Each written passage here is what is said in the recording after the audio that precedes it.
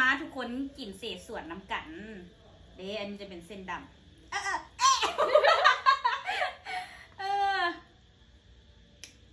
จ้า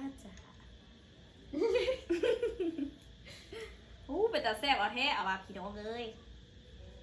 มื้อนี้กินเศษส่วน2 คนจ้ามาเปิดคลิปมากะจะมาคั่วแจวมันไว้ก่อนเนาะคั่วใส่ห่างหอมป้อมกระเทียมไผ่มักเผ็ดกับตำมักเผ็ดใส่เพิ่มก็ได้เด้อแต่ว่าแจวตัวนี้มีมักเผ็ดผงมาให้แล้วเนาะคั่วไปเนาะคั่วจนมันมีกลิ่นหอมพุ่นแหละตอนนี้กระจามเอาแท้เอาว่าเนาะ หลังจากนั้นก็เอาตีนกับปีกเฮาลงเนาะเอาไปผัดเอาไปคั่วให้มันหอมดับคาวนะคาวเดียวเบิด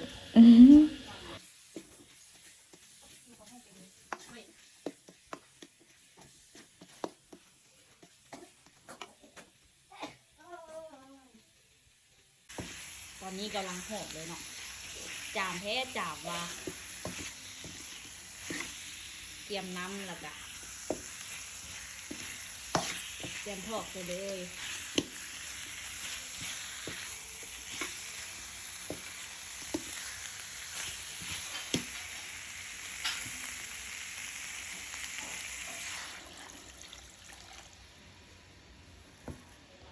เฮาก็ต้ม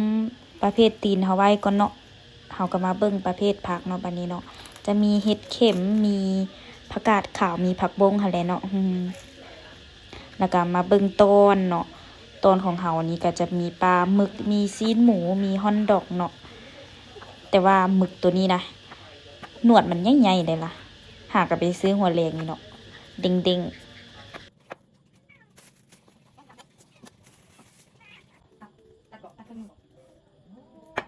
ปันเลย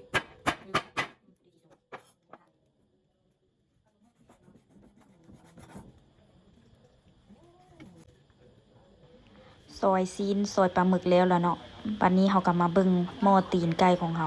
น่าจะเปื่อยดีแล้วเนาะเอาเส้นดำใส่ไปพร้อมเด้อเพราะว่ามันนานสุกค่ะนะเฮามักกินเส้นแบบมันอ่อนๆนิดนึงเนาะก็เลยเอามาต้มพร้อมกับตีนไก่เลย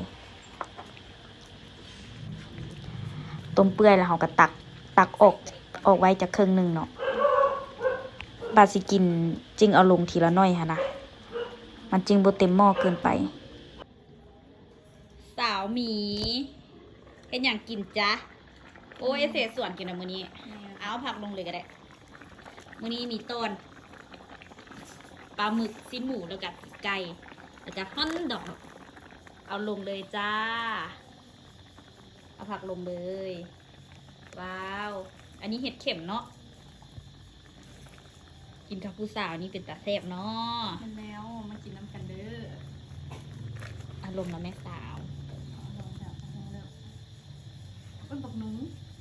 โอเมนได้น้ำมันรถอ่ะก็ไปใส่บ่มันโตแล้วบ่ฮะนั่นเป็นอย่างคือบ่ใส่ดีป่ะโอ้บ่จิฮู้ว่าตัวสิไปใส่เนาะโอ้ก็ต้องใส่เห็นเปิดแล้วก็ใส่ไว้โลดนะมันเปิดปกติแล้วบ่ได้เปิดนี่มันเปิด สิบ่ ป ได้ ก เปิด ติแต่ว่าน้ำมันมันบ่มีหัวเน่า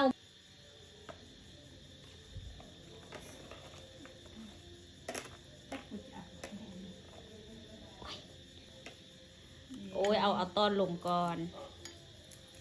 น้ำฟดๆกันไปใส่เอาว่าเอาต้นใส่ในสาวหมีโอ้ลืมซีนหมูมื้อนี้มีต้นเน้นๆแต่ว่ากิน2 คนเฮ็ดน้ำน้อยๆเนาะมื้อนี้เนาะอ้าวกูเมื่อยแล้วเด้อไปเอาหมึกลงมันคือบ่เอามึกลงแบบแนวละตูเลยค่ะนะมันก็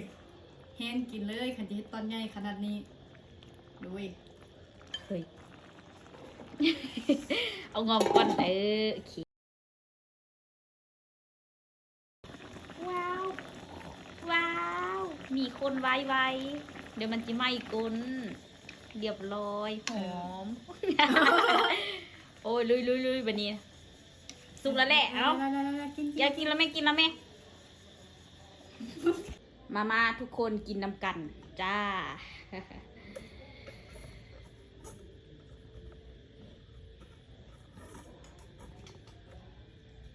มาทุกคนกินเศษส่วนน้ำกันเด้อันนี้จะเป็นเส้นดำเออ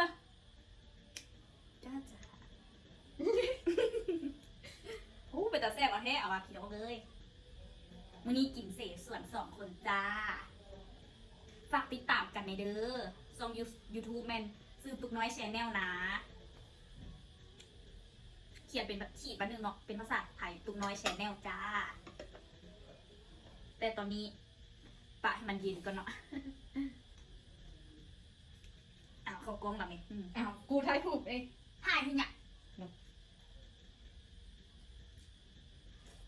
อ้าวควย มันเป็นยังวะปิดกันเนาะไปดูถ่ายกู แบ ด้วย บมึงอันนั้นแบบมึงเมื่อกี้อันเมื่อกี้ดับเมื่อกี้เจ้ายูทูบเบอร์มึงเฮ็ดได้ดีดิบ่ต้องมึงก็ไหม1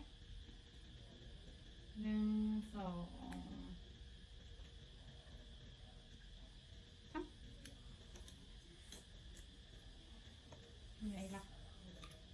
ก็คือถ่ายอยู่อ่ะ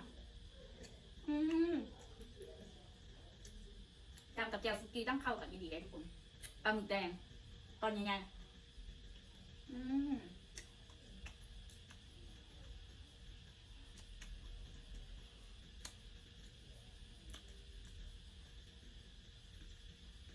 ได้ ถึงไม่ใช่ได้ เกินบุกเป็นปูห้างอันนี้เอาลงหมึกเหรอเหลือนิดเดียว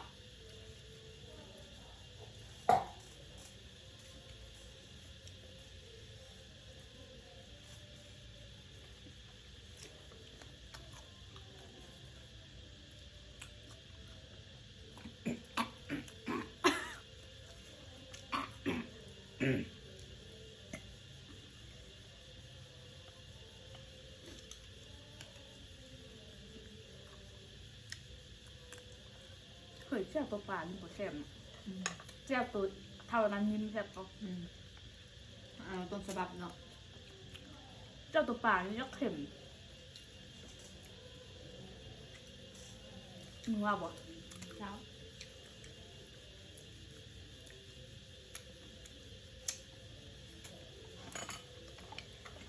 เสร็จแล้วปุรี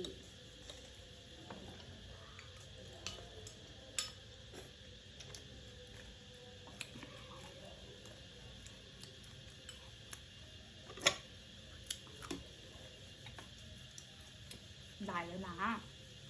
จ่ายแล้วกูนี่หลายแล้วหลายก็แซ่บให้กินแบบธรรมชาติ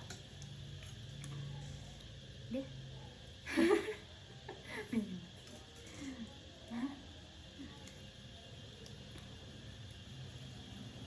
อันนี้ตอนน้ำมันหมูอีกจุ๊บทำมันนะบุเอาถุงใส่กันดิอันนี้นะมันเหี่ยใส่โต๊ะปะเด็กถุงบุเคยเห็นอันดำๆซิต้องห่วงในห้องมึงเป็นยังไงสาวหมีก็กำลังกินอยู่ค่ะมือวางทุกมือ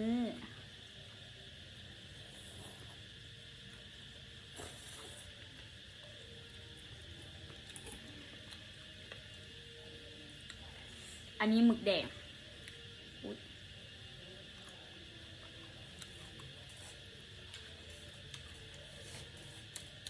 กับชิ้นหมูนะ